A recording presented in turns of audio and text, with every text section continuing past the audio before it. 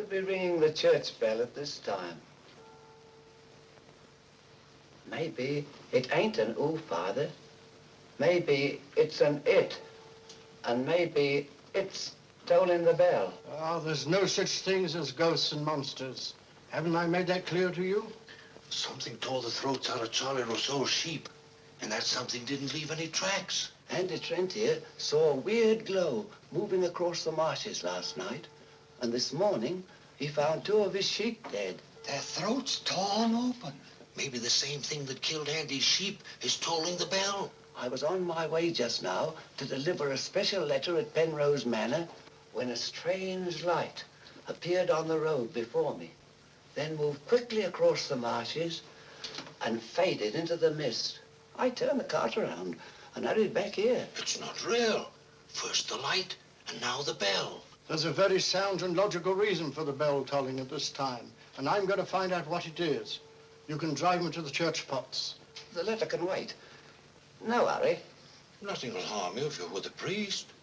Is that true, Father? Ah, what you need is more faith and less imagination. Come along.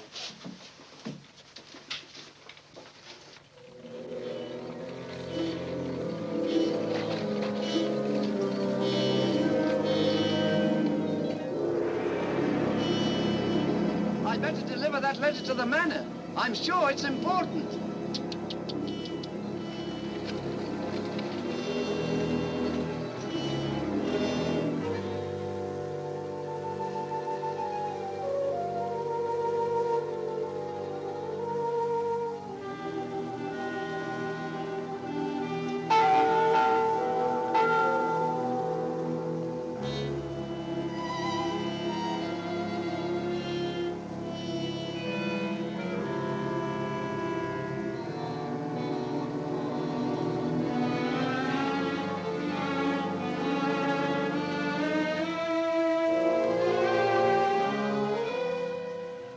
Goodness, that bell has stopped. Odd. It's tolling at this time of night. I don't like it. What with this phantom roaming the marshes? I saw it again tonight. Who would that be?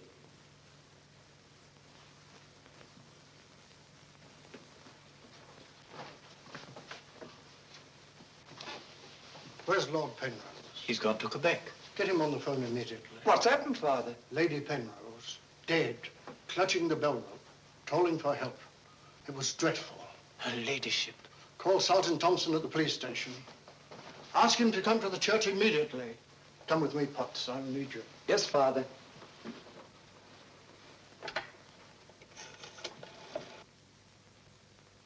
Operator, put me through to Quebec.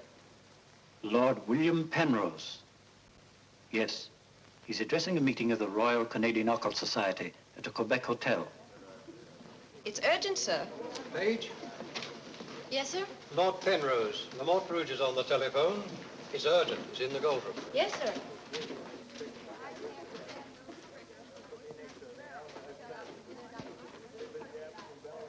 Gentlemen, as you know, the greatest obstacle in proving the authenticity of the occult lies in finding facts. However, if the facts are there, even the most hardened skeptic, provided it has an open mind, must finally acknowledge the actual existence of the supernatural. Do you admit that, Mr. Holmes? Facts are always convincing, Lord Penrose. It's the conclusions drawn from facts that are frequently in error. Yes, in the case of the Hound of the Baskervilles, as well as in the adventure of the Sussex Empire, we found Watson, please. Oh, sorry. Well, gentlemen, this time I have facts. Cold facts. Many years ago, 100 to be exact, an apparition appeared at night in the village now called La Mort Rouge. The following morning, 3 people were found dead, their throats torn out, hence the town's rather grim name. Interesting, yes. But facts, no. I hardly think the tales of superstitious peasants can be considered... I haven't finished, Mr. Holmes. La Mort Rouge has again been the scene of these strange and unexplainable occurrences. Unexplainable, that is, from your point of view. Several of our most responsible citizens have actually seen the strange apparition on the marshes at night. And next morning, sheep were discovered... with their throats torn out and no traces of the killer anywhere to be found. Oh, you read about it in the papers. Oh, as a matter of fact, I haven't. It was merely a deduction. A rather obvious one, I'm afraid. Deductions are a weakness of mine, as Dr. Watson can tell you. Would you believe it? Holmes can... Well, those are facts, Mr. Holmes. Ignore them if you can. But it's very urgent, sir. Very well. Go ahead. Thank you. I never ignore facts, Lord Penrose. And I have no doubt that the incident of the sheep with their throats torn out is unquestionably a fact. However, the interpretation of this fact as being final proof of the existence of the supernatural is merely supposition, and therefore cannot be accepted without further data. Your opinions, Mr. Holmes, are undoubtedly the result of your inability to cope with something beyond the realm of your comprehension. Myself, man. I'm sorry, John, but this ridiculous skepticism... Yes, what is it, my boy? L'amour rouge on the telephone, sir. Very urgent, my lord. Excuse me, gentlemen. I'm afraid, Lord Well, Penrose... it's quite understandable, Sir John. Lord Penrose is deeply entrenched in his beliefs. That's his privilege. Well, hang it all, Holmes, the fellow was positively rude. Well, shall we see a little overwrought, Watson? I'm leaving immediately.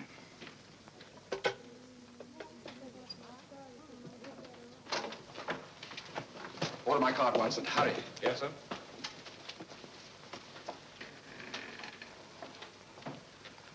Gentlemen, my wife has just been found dead. Her throat torn out. In exactly the same manner as the sheep. This is terrible. I say, you don't think that it's... Undoubtedly, Mr. Holmes, you would call it murder by person or persons unknown. I'm sorry. If I can be of any assistance, Thank you, no. I'm afraid the happenings in L'Amour Rouge wouldn't interest you, Mr. Holmes. Under the circumstances, I think we should adjourn. Yes, indeed, Sir John. Holmes, what a terrible thing. Sir John, would you be good enough to convey our condolences to Lord Penrose? Yes, I'd be glad. Say, well, can't we get something to eat before we leave? We don't often get food like you do here. Don't you ever think of anything else besides your stomach? No, not often. I gotta get a paper. Morning. Good morning, sir. I imagine you'll be glad to get back to London, Mr. Holmes. Yes, indeed. Oh, by the way, there's a letter for you, sir. Thank you. Oh, here's something about Lady Penrose. She was found in the church with her throat horribly cut. Evidently dragged herself from the marshes nearby and tried to summon help with a bell rope. What's it?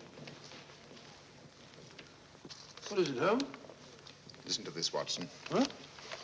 My dear Mr. Holmes, I have every reason to believe my life is in danger. Yet, if you were to ask me how I know, I couldn't give you a logical answer. There is nothing tangible, yet like a terrible premonition, it is all so frightfully real. I heard of your being in Quebec, and I'm turning to you, a stranger, and asking your help in the frantic hope that you'll not fail me. Oh, who's it from? It's signed Lillian Penrose. Lady Penrose? A letter from the dead woman? Well, what's it mean, Holmes? I should say that Lady Penrose lived in fear of her life. Some secret hidden in her past, in all probability. Oh, perhaps it isn't as simple as that. What if Penrose is right? I'm glad we're going back to London. Things like that can't happen in Baker Street. More's the pity, Watson. Huh? Do you know a village by the name of L'Amour Rouge? Yes, sir. It's about 12 miles from here, up towards the falls. Thank you. Great Scott, Holmes. You mean you're going to take on the case? Quite.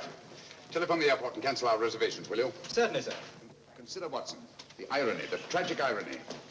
We've accepted a commission from the victim to find her murderer. For the first time, we've been retained by a corpse.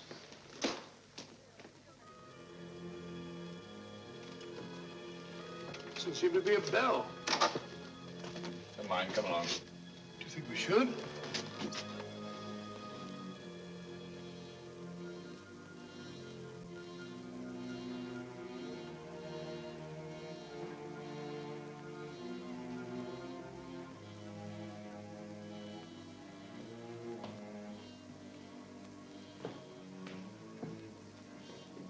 What a cold, cheerless-looking room.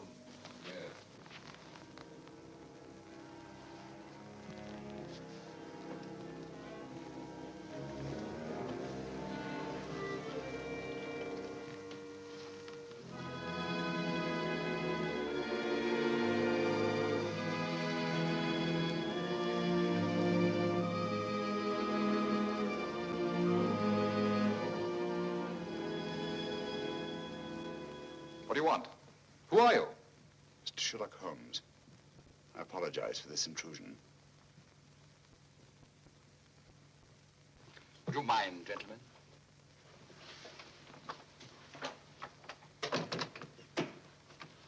Mr. Holmes, is it your custom to burst into people's houses without ringing the bell? We couldn't find the bell, sir. If you've come here to use the death of my wife to prove your theories, I must ask you to leave. Penrose, I received this letter from Lady Penrose this morning.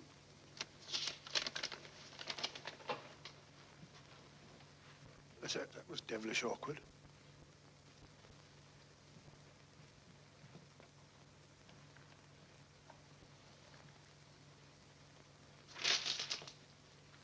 I'm afraid you're a little late, Mr. Holmes. My wife's dead.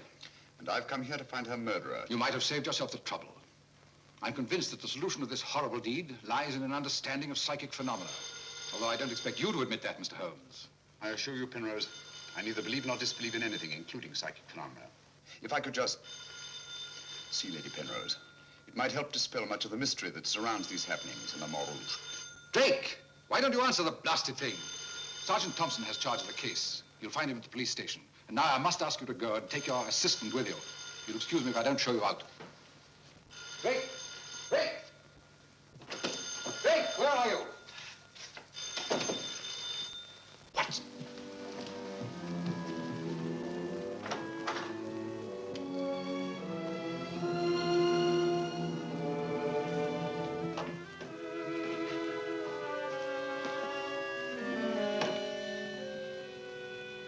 I've seen it before. Right, Watson, you have. Yes, but where? Never mind that now. We must examine the wound before Penrose returns and has us thrown out of the house. Clumsy job. Just missed the jugular vein. It must have bled to death. And it bled for several hours, eh? Possibly more. Long enough for Penrose to leave Le Montrouge and reach Quebec in time for the meeting? Holmes, you don't suspect I Penrose? suspect nobody, Watson.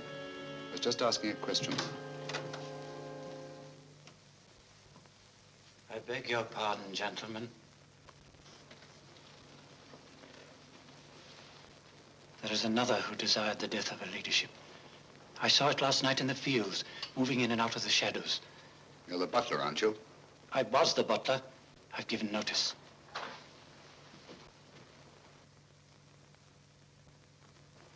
Drake! Get out. Get out of this.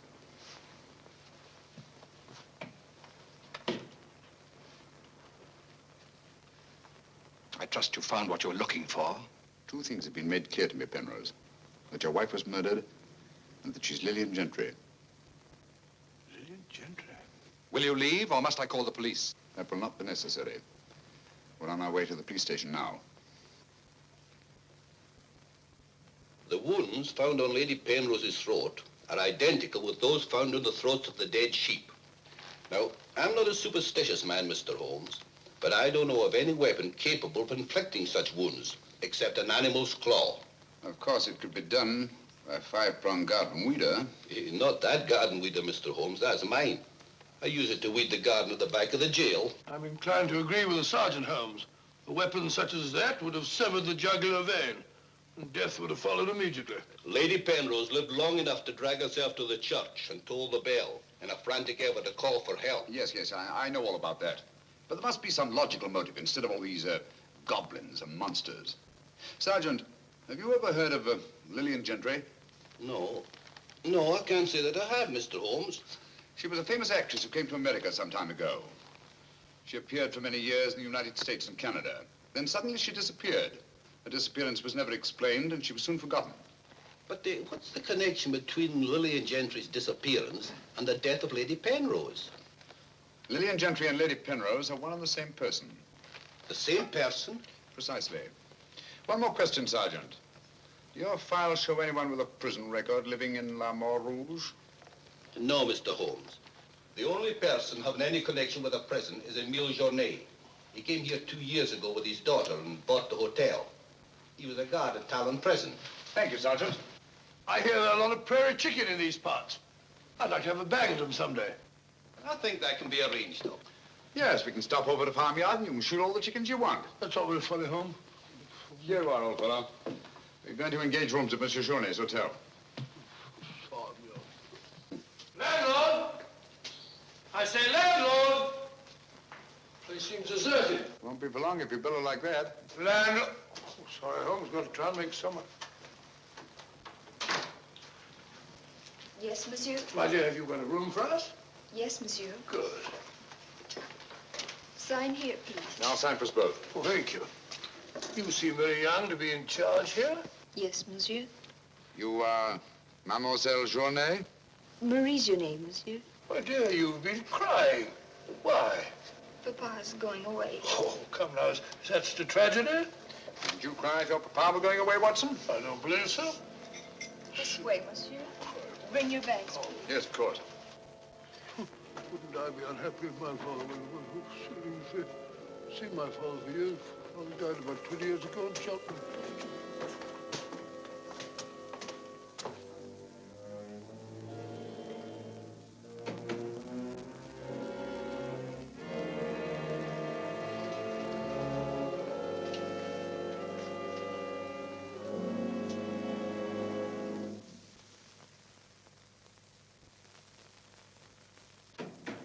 Some talk of Alexander, some of Hercules, of Victor and Lysander, such great names as these. Bills. That's the way it goes, Emil. It costs money to be born, and it costs money to die. Do you know who that was in the car? It was Sherlock Holmes. He's here now. What do you think he'll find? Ghosts and monsters. What else is there for him to find? There's nothing. I don't know. You're afraid, Emil. Of course I am, and so are you. Who isn't? Why should Sherlock Holmes come here? To investigate the death of Lady Penrose. What else? I'm afraid Mr. Holmes will return to London a sadder, but a wiser man. Why do you say that? Well, you can't arrest ghosts and monsters, can you now? Well, I'm on my way. The mail must be delivered. Some talk of Alexander, some of Hercules. That's better. This room gives me the creeps. It is very seldom used, monsieur.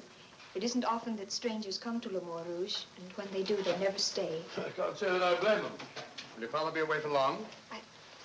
I don't know, monsieur. When is he leaving? I don't know. Marie! If you need anything, just ring, monsieur. That girl's frightened, Holmes. Obviously. She made the mistake of telling us that her father was leaving. Huh? You don't think that Journet... Suppose we have a little talk to Monsieur Journet. It might prove illuminating. Didn't I tell you not to answer any questions? Yes. Didn't I tell you to keep a silent tongue in your mouth? Yes, Papa. So you told them I was going away? Yes, Papa. I'll teach you to keep your mouth shut. Monsieur Journet, just why are you leaving La Mort Rouge at this particular time? I'm not leaving. What gave you the idea that I was? Your daughter? My daughter's mistaken. I merely said that I would like to go away. I've just been teaching her the difference. Yes, so I observed. I can't say that I approve of your method, sir. I'll ask you to mind your own business. Run along, dear. Oh, there, my dear. Disgraceful, hitting a child. Monsieur Journet is quite right. It's none of our business. Monsieur Journet, what do you know of the death of Lady Penrose? Only what everyone in the village knows, that she was killed by the monster. You've seen this monster? No, but who else could have done this terrible thing? Sheep have been killed, their throats torn out. You were a jailer at Talon Prison, weren't you? Oh, yes, monsieur. Why did you decide to come to La Mort Rouge? Well, I always wanted to own a hotel, and I heard this one was for sale, so I bought it. That was 2 years ago. Yes. I believe it was about the time the monster made his reappearance, wasn't it? Do you suspect me of being the monster, Mr. Holmes? No. I was just remarking a coincidence. I thought you didn't believe in those things, Holmes. Quite right, Watson, I don't. At least, not in the supernatural variety. Not the werewolf who bites into his victim's throat with his teeth.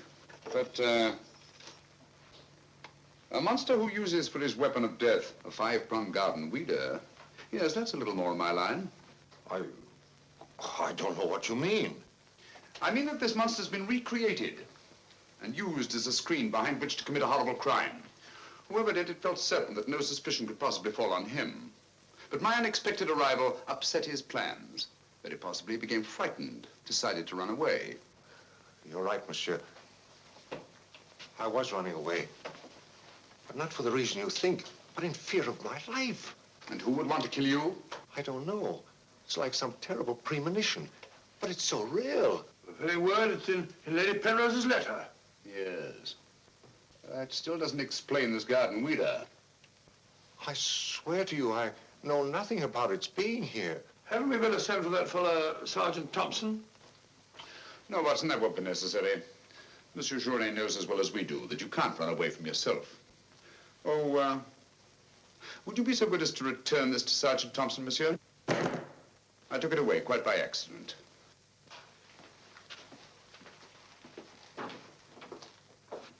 Monsieur Journet knows as well as we do. You can't run away from yourself. This fellow Journet seems a very frightened chap. Do you think he'll have any connection with Lady Penrose's murder? Time will tell us many things, Watson. And now, my dear fellow, there's something you can do for me, if you will. Anything, Holmes? I knew I could rely on you. I want you to mingle with the people in the cafe tonight. Find out all you can and keep a particularly sharp eye on Journet. Does he sort of take over the case? That's right, old boy. I want to get a good night's rest before starting out again in the morning. Oh, and incidentally, make yourself as inconspicuous as possible, will you?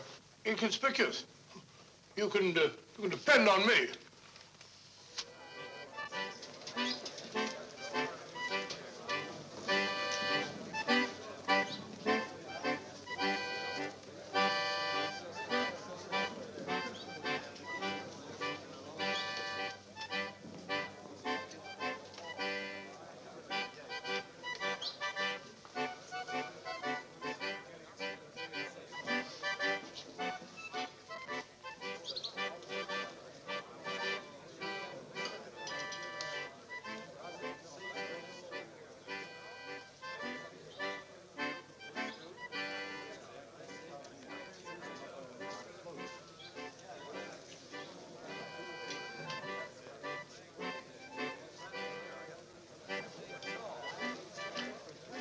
Thank you, my dear.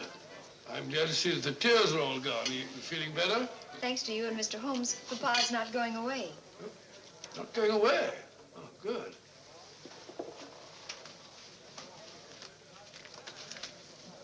Journet not going away. There are many phases of the supernatural, Mr. Drake.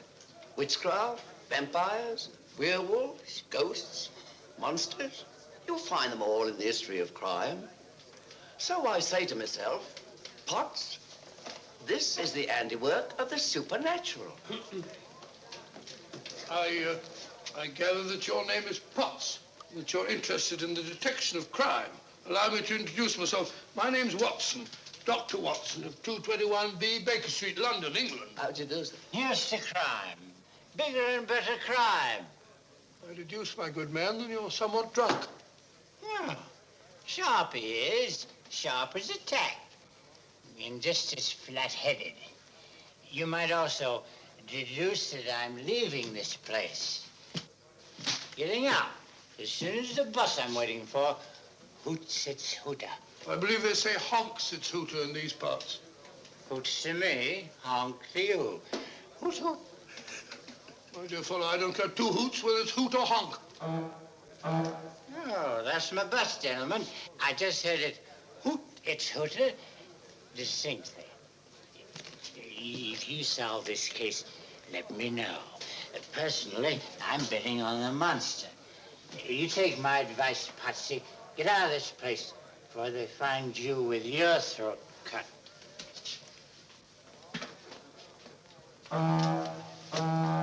Hoots! It's hooter.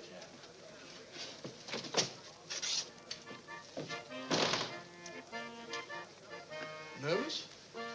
Well, the thought of having your throat torn out by some monster isn't likely to make you very gay, Dr. Watson. No, indeed. Some of Monsieur Journet's excellent wine will soon remedy that. Marie, would you bring a bottle of this excellent wine for my friend here? Yes, monsieur. Mr. Potts, as a student of the occult, supposing you give me your theory of this murder. You like this wine? Oh, but Dr. Watson, I never drink anything stronger than milk. Teetotaler? No, hiccups. Every time I drink alcohol, I have hiccups. Oh, sorry.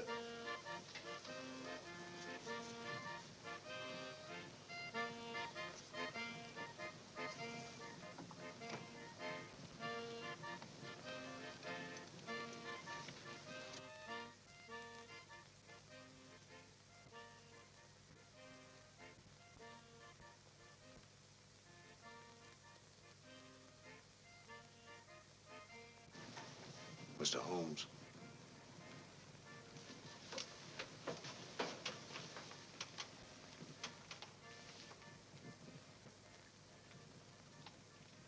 Mr. Holmes.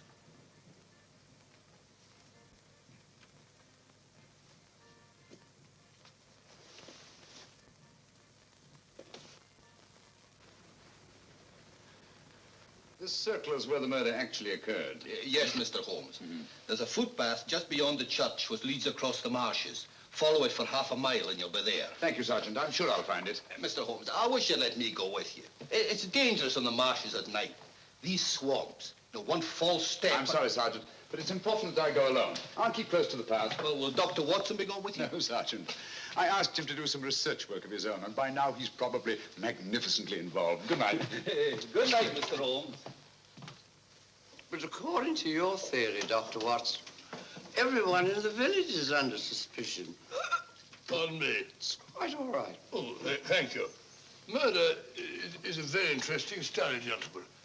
I well recall a short story by that brilliant author, G.K. Chesterton, in which the murder is committed by a postman. I refer, of course, to The Invisible Man, a brilliant bit of deduction on the part of Father Brown. I'm a postman. Precisely why I mentioned it, to illustrate the absurdity of assuming because one man in a postman's uniform is a murderer, any other man in the same uniform should be suspected. Thanks. Had me worried for a minute. Oh, what a Philistine. Flabbergab. A child can see that this ridiculous monster has got you all afraid of your own shadow. I saw Lady Penrose. I wouldn't like it to happen to me. I'll be getting on. I'm going with you. Good night, Doctor. Good night. It's quite all right.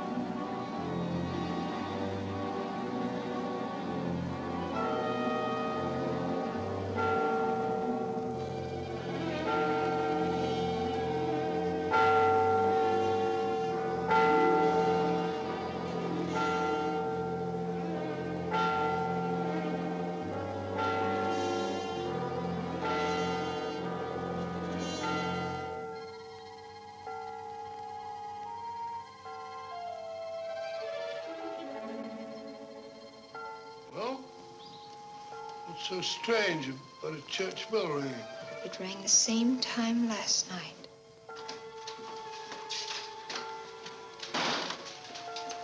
Excuse me, Dr. Watson. Can you tell me if Mr. Holmes is armed? Armed, my dear fellow? Why should he be? He's gone to bed. You're wrong, Doctor. He was out in the marshes alone. I tried to go with him, but he refused. But great Scott, if he runs into this monster and he's by himself, he'll get killed.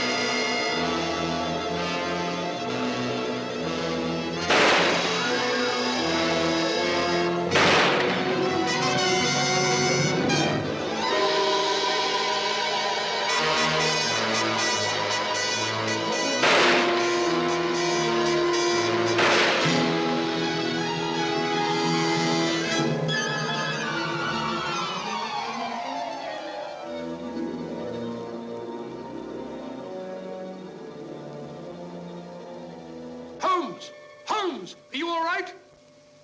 Where are you, Watson? Here I am. Over here, Holmes. Watson, where are you? I'm in the bog. Oh, good gracious. Come here. Your instructions were to mingle with the people and stay in the cafe. Sergeant Thompson said you were out here alone, so I thought you might need help.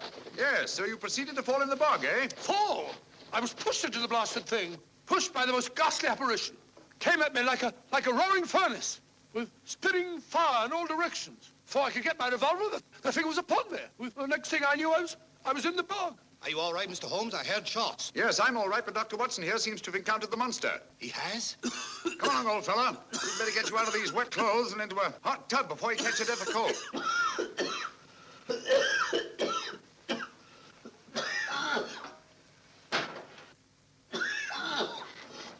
Yeah, you've had enough of that. Drink this. You'll be as fit as a fiddle in the morning. Sorry you had such a bad time. I got a right to share your dangers. Thanks, old fellow. You know, I wasn't sure the villagers weren't right. And if it did turn out to be some sort of supernatural monster, well, why should I involve you? Rubbish. However, I did learn something. I can now state positively that our antagonist is not a phantom. But the thing actually spat flames at me. All just a figment of your imagination. The murderer knew I was out on the marshes and obviously wanted to frighten me. You frightened me, all right. How do you manage the flames? Merely clothing, treated with phosphorus. When the murderer fled, his shirt caught on a tree, and this piece of cloth was torn off. Come in. I'd like a few words with you, Mr. Holmes. I'll come directly to the point. Hello. What happened to your assistant? I'm not his assistant. If you must know, I was pushed into a boggy hole on the marsh. Pushed? By whom? I don't know. Spat fire at me. My good sir, in spite of Mr. Holmes's theories to the contrary, things have been seen and heard on those marshes that cannot be explained away by the use of logic. If I were you, I'd keep away from them. I'm not so sure. Holmes found... Penrose, for the first time in my long pursuit of crime, I confess that I find myself baffled. I'm a detective. I need tangible clues. And up to now, I admit, I found none. And you won't. I advise you to leave La Mort Rouge. Tonight, you escaped with your life. Next time, you may not be so fortunate. Thank you for your considerate advice, Lord Penrose. Good night, sir. Excuse me. Oh, good night. I don't like this fellow, Holmes. Why do you think he came here? He wanted to find out if we discovered anything. He seemed very pleased when I told him we hadn't. Now, Watson, there are one or two questions I want to ask Sergeant Thompson. You stay here. I have a vitally important job for you. Anything, Holmes? What do you want me to do? Go to bed. Yes, it's cotton fabric. Here, take a look. That discoloration, the purple ink must have been spelt on it. Possibly. I should say this cloth was red with blue lines. Probably large checks. Yes, it seems to have been laundered a good many times. The blue lines are almost completely erased. Yes, you can scarcely see them. It's good fabric, well woven with a solid base. Hello, Bill. Oh, Sergeant, your phone call must have been important. You bring me over this time of the night. It was. This is Mr. Sherlock Holmes. He wants to ask you a few questions. This is Mr. Taylor, the storekeeper, Mr. Holmes. Oh, good evening, Mr. Taylor. Good evening, sir. Have you any shirts of this design? The squares are red and the lines blue. Yes, I have. Can you remember to whom you sold them? I can. I keep them in stock specially for Judge Brisson. He won't have anything else. Judge Brisson, who's he? A retired magistrate. He's a cripple, lives alone with his housekeeper. Have you sold any of these shirts to anyone else? No, sir. They're too expensive for the village and the boatmen. This is the finest material. Imported. You say Judge Brisson's a cripple? Yes, he was a magistrate in Quebec. Had a stroke about 2 years ago. That's why he retired and came here to live in La Mort Rouge. Just about the time that Monsieur Journey arrived here. Now that you mention it, it was just about then.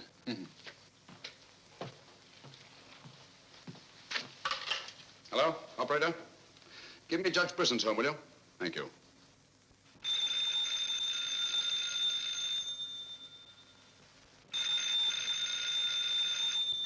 Nora. There's a dream. I haven't told you not to answer the phone at night? Yes, sir. Well, then obey my orders. Yes, sir.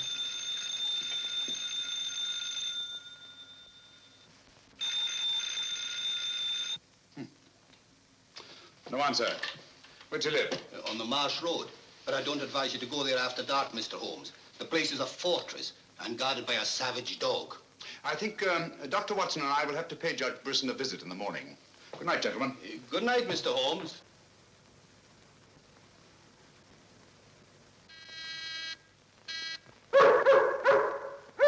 Two locks on the door. One of them new. Yes, I should say that Lady Penrose's death had increased Judge Brisson's terror. Don't like the sound of that dog. No, sounds hungry. Possibly ravenous. Couldn't we come back after he's had his breakfast? I'm sorry, Watson. Our business won't wait.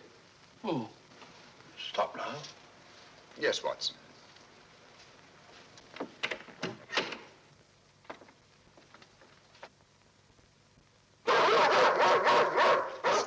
Good Fido. Good Fido. Good Monty. Good Winnie. Who is it?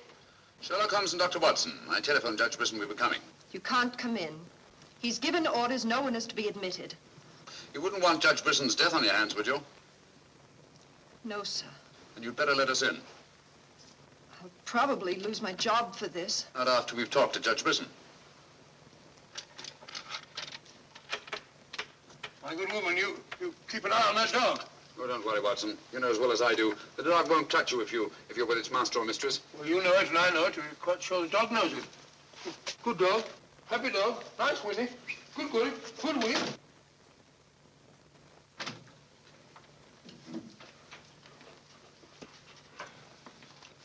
Let me warn you, I'm armed. And I'm an expert shot. We didn't come here to harm you, Judge Brisson, but to protect your life. I told you over the phone this morning, Mr. Sherlock Holmes, that I did not want to see you. I don't want to see anyone. But I want to see you. Stay where you are. Nora, show these men out.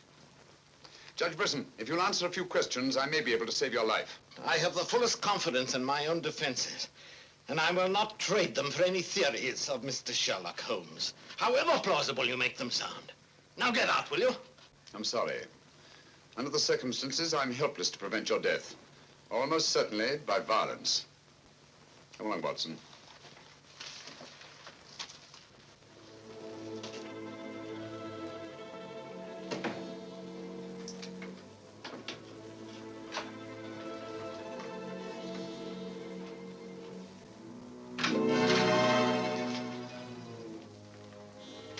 Pardon me. May I trouble you with that envelope? I must have dropped it.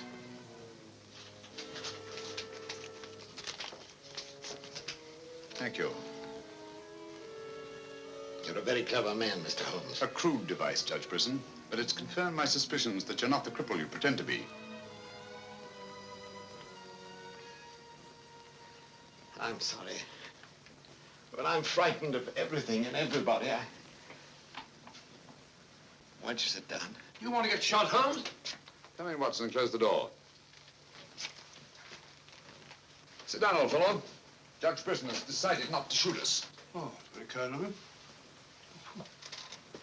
Gentlemen, this fear is driving me mad.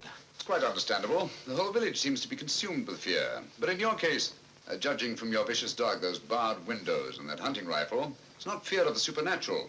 Just what are you afraid of? Well, truthfully, Mr. Holmes, I don't know.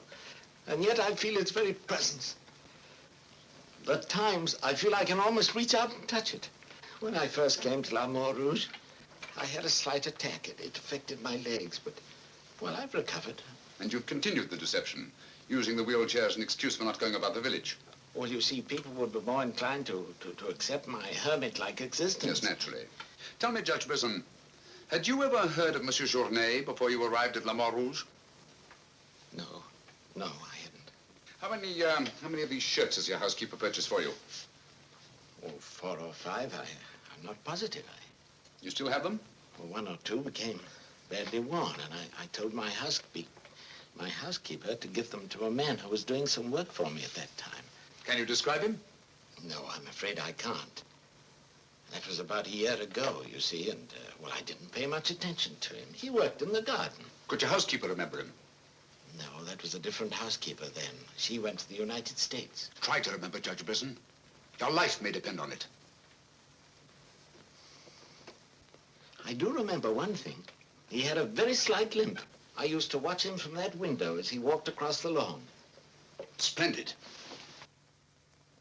Continue your vigilance, Judge. And under no circumstances allow anyone to enter the house, even someone you may know well. What's that mean, Holmes? It may mean nothing, Watson, and it may mean everything. I'm quite sure that Sergeant Thompson will have observed a man with a limp in a village the size of La Rouge. Good day, Judge, and thank you. Good day, sir. I'm sure Sergeant Thompson will have observed a man with a limp in a village the size of La Rouge.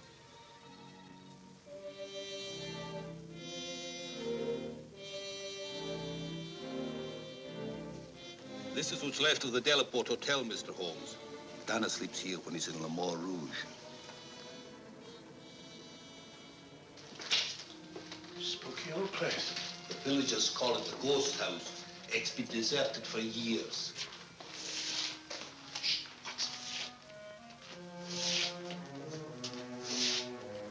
He walks with a limp. A left foot, I think.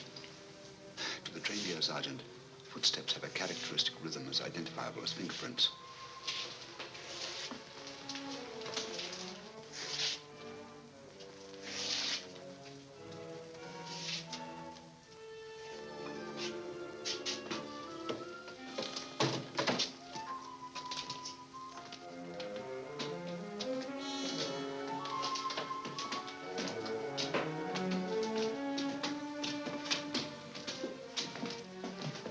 What do you want? We've come to have a talk with you, Tanner. I've done nothing.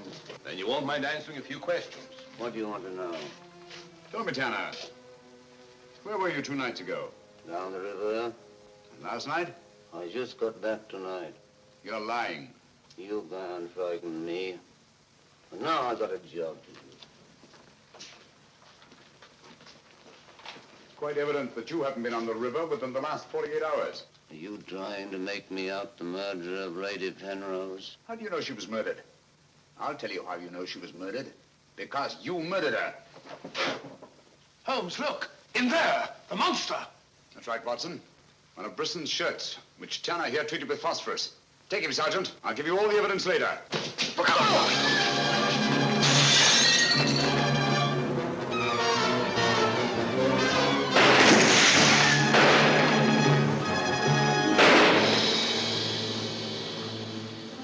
You got him, Sergeant. I'm sure of it.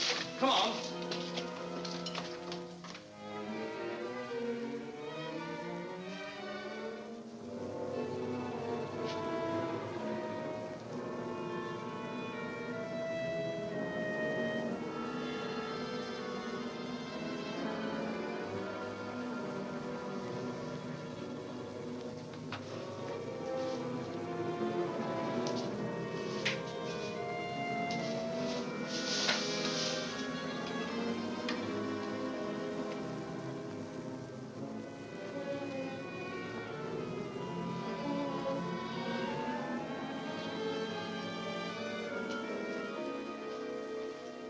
I see no reason why we shouldn't leave for home tomorrow.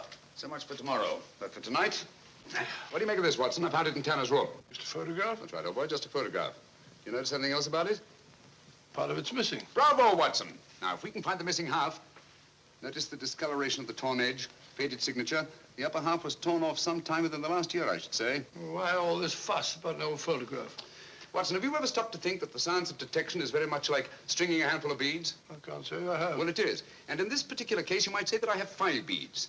Journée, Brisson, Tanner, Lord and Lady Penrose. So far, I haven't had any thread to string them together. This, gentlemen, is our thread. And I think I shall start with Lady Penrose. But Lady Penrose is dead. The dead can tell us many things, Sergeant. You and Dr. Watson remain here at the hotel. I'll meet you later. I'm sure you got Tanner, Sergeant. But Mr. Holmes is never satisfied with a dead criminal. He has to sit in on the post-mortem. Come along. Let's go downstairs and celebrate the death of the monster. That's a good idea, Doctor.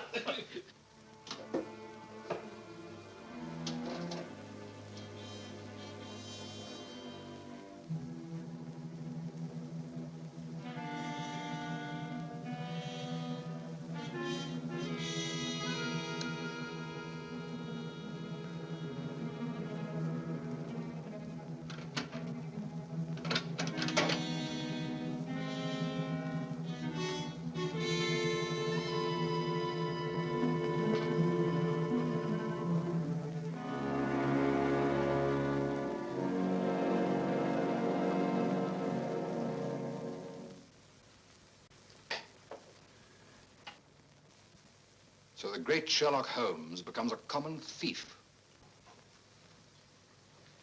You realize, of course, that I might have shot you. I knew that you'd refuse to see me, so naturally I had to take that chance. Tell me, who is Alistair Ramson? What has he to do with your being here? Perhaps this will explain.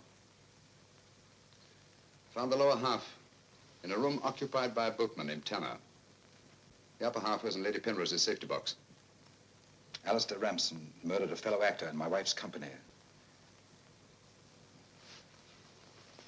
He was sentenced to life imprisonment. The whole thing was a great shock to her. So she retired from the stage and you married her shortly after? Yes. Where and when was this murder committed? In Quebec, 5 years ago. Ramson was shot 3 years later trying to escape from Talon prison. His body disappeared in the St. Lawrence. Was it ever recovered? I don't believe so. Penrose, Alistair Ramson and Tanner are one and the same person. What? It was he who sent the upper half of that photograph to your wife as a warning. What could my wife have in common with a murderer? Yet he killed her. He killed her? Yes. The monster was none other than Tanner himself. We found a shirt impregnated with phosphorus in his room. Tonight, when we faced him with the evidence of his crime, he bolted and jumped out of the window into the river. Sergeant Thompson fired a couple of shots at him. He's dead? In a way, yes. I don't understand. Tanner is dead only because he was discovered, and have therefore outlived his usefulness to his creator. But I'm afraid that Alistair Ramson, the actor, who created and played the part of Tanner, is very much alive. But surely, now that you know who the murderer is, the police... It's not quite as simple as that. During the time he's lived here, Ramson has undoubtedly established another character for himself, perhaps several others, who are by now familiar to the people of the town of Le Mans Rouge and quite above suspicion. He could be almost anyone in the village. He may even have been your butler, Drake. This is fantastic. Yes. Yet Lady Penrose's death is only the beginning. There's no saying where this madman will strike next. Tell me, is there anyone else in Le Mans Rouge who may have been connected in any way with the case of Alistair Ramson? Judge Brisson was the magistrate who tried and sentenced him.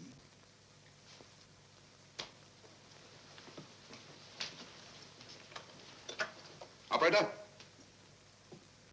Operator, give me Judge Brisson's home. It's urgent.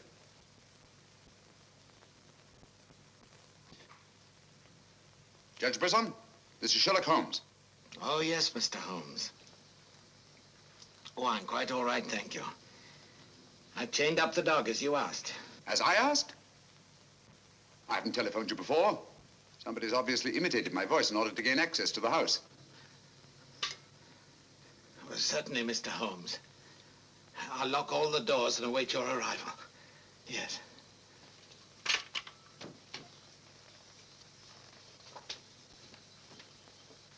Nora! Nora!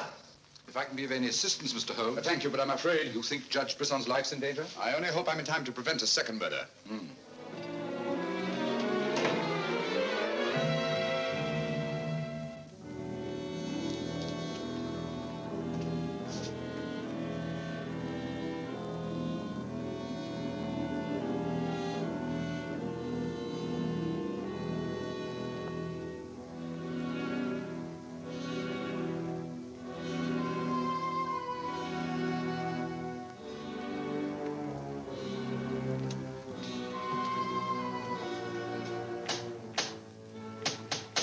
That's Mr. Holmes. Show him in.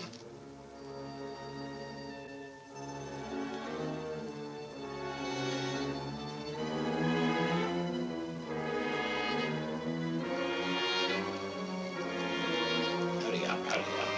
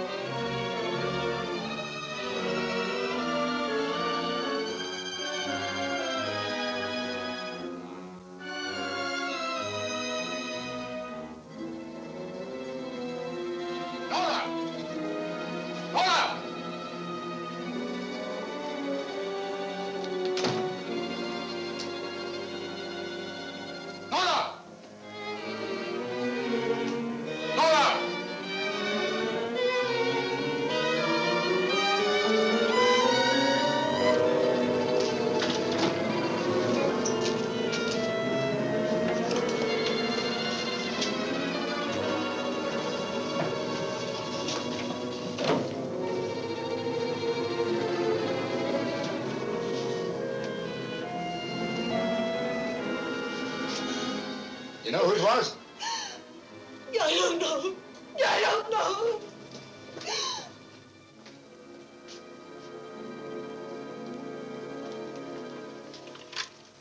Hello? Operator, Monsieur Journet's cafe. I want to speak to Sergeant Thompson. It's urgent.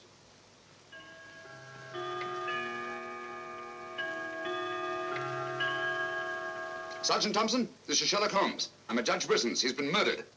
Judge Brisson's been murdered. Judge Brisson? The murderer gained access to the house, gagged and bound the housekeeper, then disguised as Nora, murdered Judge Brisson.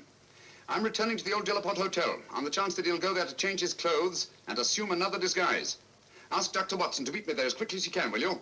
You'd better come here at once and take charge. Right.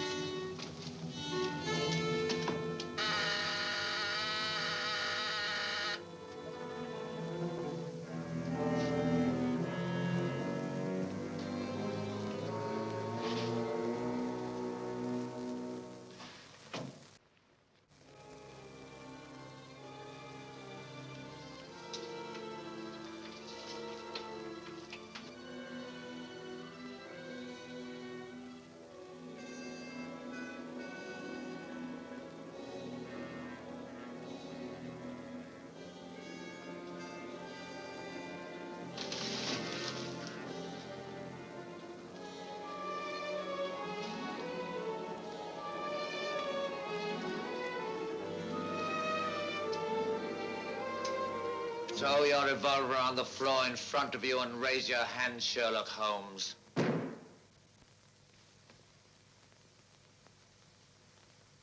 I should have thought you would have felt more at home in the spotlight.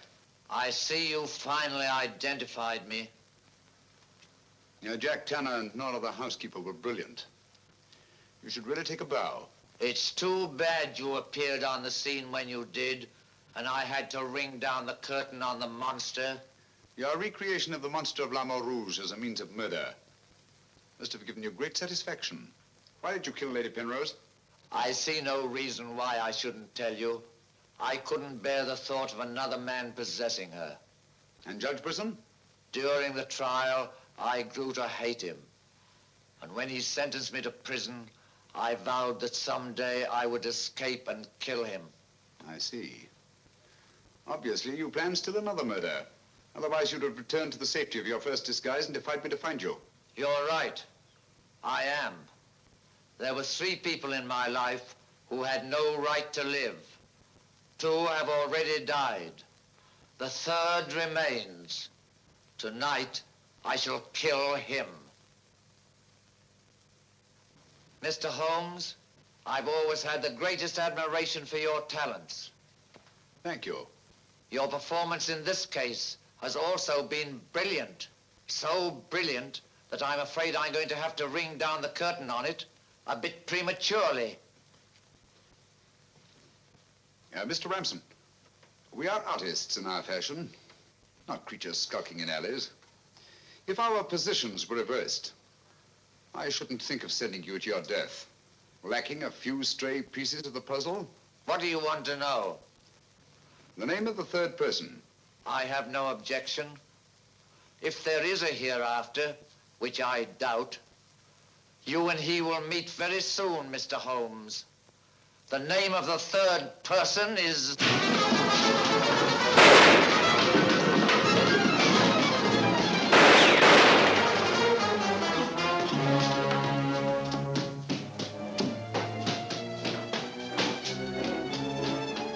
Coming, Holmes! Look out, Watson!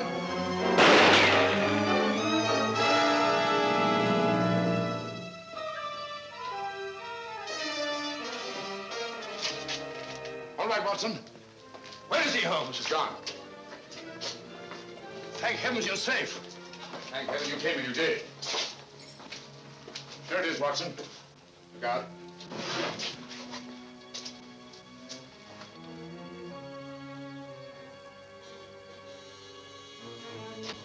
So you got away again? Yes, Watson. Over that warehouse roof, most probably. What a fellow's a room. Yes. This is obviously the secret room where his disguises were created. Looks like an actor's dressing room. He is an actor, Watson. One of the finest acting talents of our time. Look at this. An order of the housekeeper. His name's Alistair Ramson. Alistair Ransom? Never heard of him. No, that's not important. The important thing is that he murdered Lady Penrose and Judge Brisson. Great Scott, he did it. Yes, Watson. This Ramson is a paranoiac. His orgy of crime is not complete. There's still another. I was just about to learn his name when you so conveniently fell down the stairs. Oh, sorry, old chap. Needn't be, old boy. You saved my life. Look at this, Watson. Tanner. Tanner? Where do you think he'll strike next? Obviously, Journet is to be his third victim. Journet? Yes, Watson. As in the cases of Lady Penrose and Judge Brisson, Journet also felt his presence. But in each case, it was vague and unexplainable. Well, what connection can he have with Judge Brisson or Lady Penrose? Journet was a guard at Talon Prison, where Alistair Ramson was confined. He's the third person against whom the murderer holds a grievance. Now he's disappeared. Journet disappeared? Well, so Marie told us in the cafe. Watson, Journet's disappearance can mean only one thing. He's in hiding. Our job is to find him before Ransom does. Journet is the only man who can lead us to the murderer.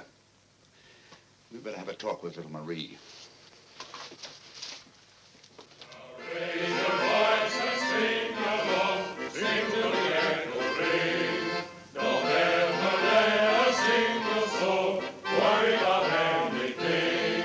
Find what you make it so you can make it what you will. Never be weary, ever be cheery.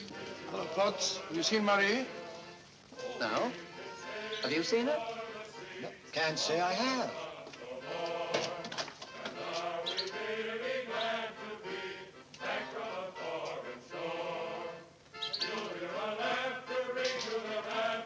Marie? Watson.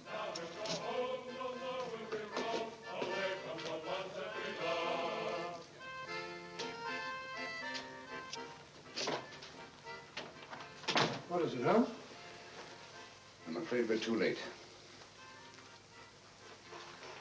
Marie.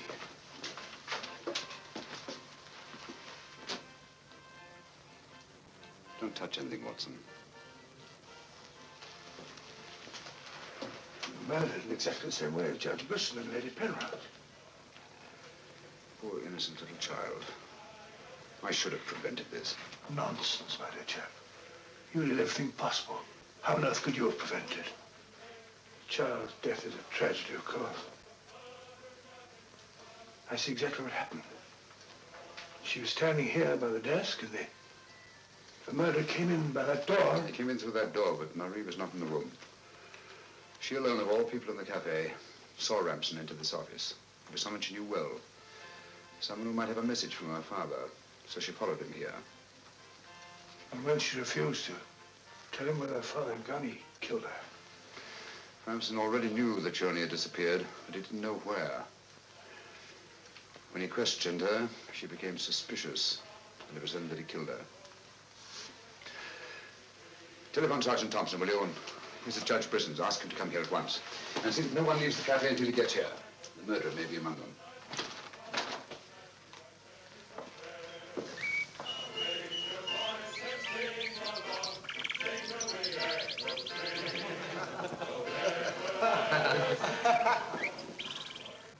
What could have happened to Holmes? He's been away all day. It's very unfair of him keeping me in suspense like this. He knows how worried I become. He continues to do it, and do you know why? He actually enjoys making me miserable. Half a mo.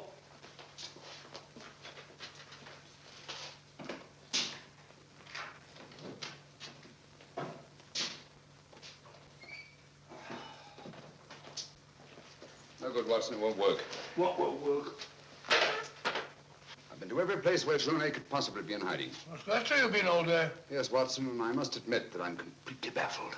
We've got to find Journey before it's too late. But how? I've been everywhere within a radius of 5 miles of this village. I've even been to the church. in the hope that he'd disguise himself and attend mass. He may have gone to Quebec. Every road's covered. He hasn't left this vicinity, of that I'm certain. All right, I'll answer it. Hello? Hello?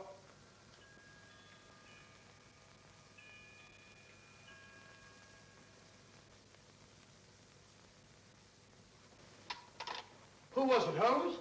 Watson, get your hat and coat.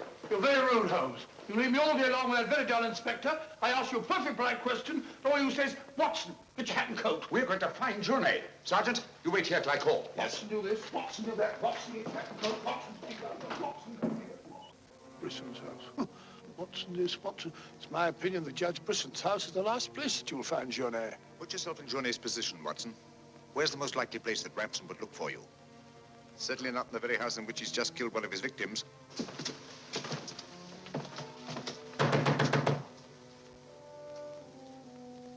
Journey! Journey!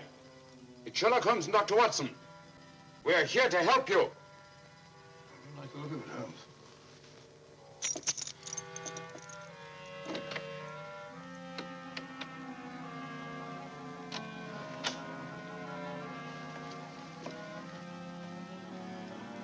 Holmes! Holmes! Where are you? Here I am, Watson.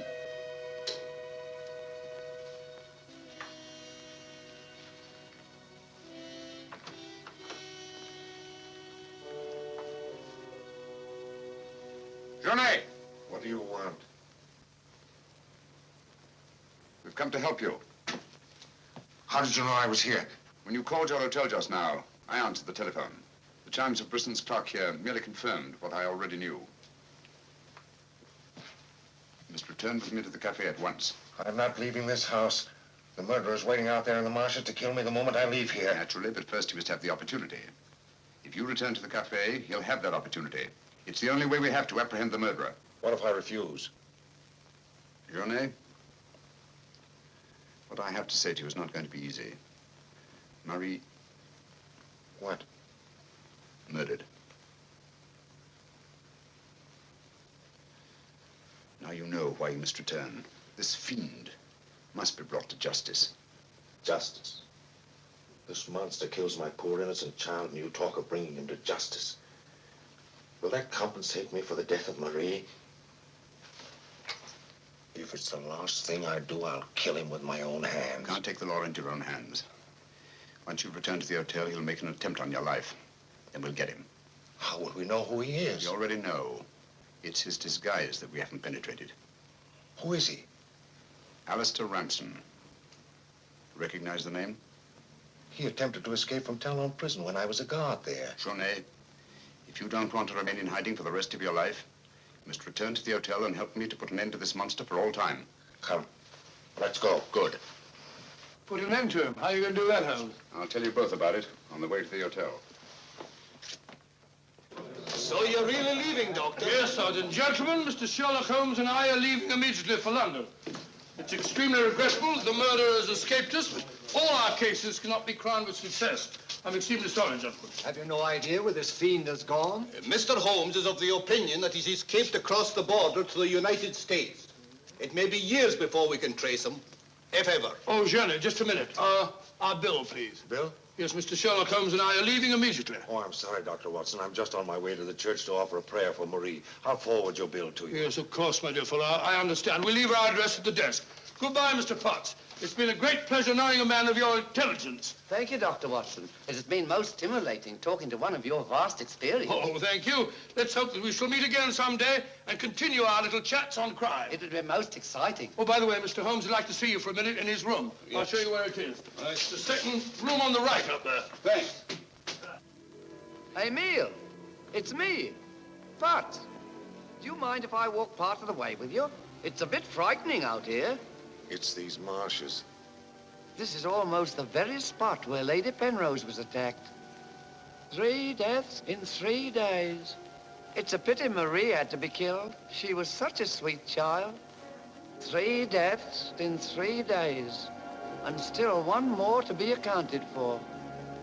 You were frightened, Emile. It's strange to see you showing fear. The man I hated at Talon Prison?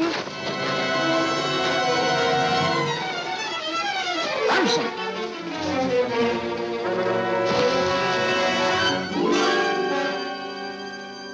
Sherlock Holmes. Yes, Mr. Ramson. So you see the final curtain has not fallen after all. I thought you were on your way to London. Naturally, that's what I wanted you to think. That's why Dr. Watson announced our departure in the cafe. Journey's leaving was purely bait to bring you into the open. I merely replaced Journey once he was outside on the street. May I say, Mr. Ramson, that your disguise as a postman was a masterpiece of ingenuity. Your very choice of the role put you above suspicion. It was quite easy. I simply disposed of the real Mr. Potts after he had passed his civil service examination and had been assigned to L'Amour Rouge. You realize, of course, that you'll never hand me over to the police alive. It's not my function to be your executioner. My duty is to hand you over to the authorities, which I fully intend to do. You're an optimist, Mr. Holmes. No, not necessarily. We're surrounded by police awaiting my signal.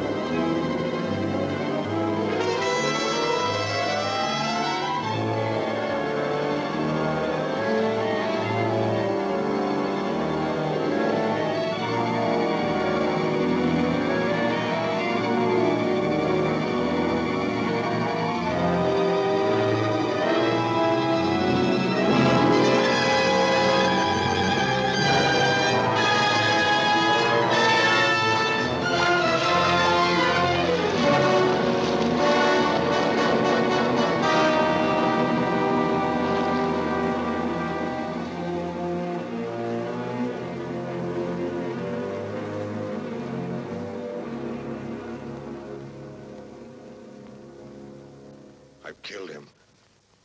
With this. Ransom's instrument of death has been his own executioner. Well, gentlemen, our search for the monster has ended where it began, on the marshes. Eh, Watson? Watson, where are you? Why isn't he here? He was with us a minute ago. Watson! Here I am, Holmes. Where are you? I've fallen in another hole.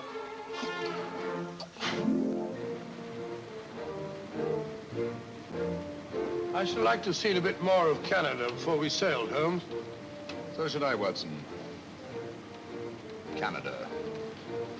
The linchpin of the English-speaking world, whose relations of friendly intimacy with the United States on the one hand, and their unswerving fidelity to the British Commonwealth and the motherland on the other. Canada. The link that joins together these great branches of the human family. Churchill say that? Yes, Watson, Churchill.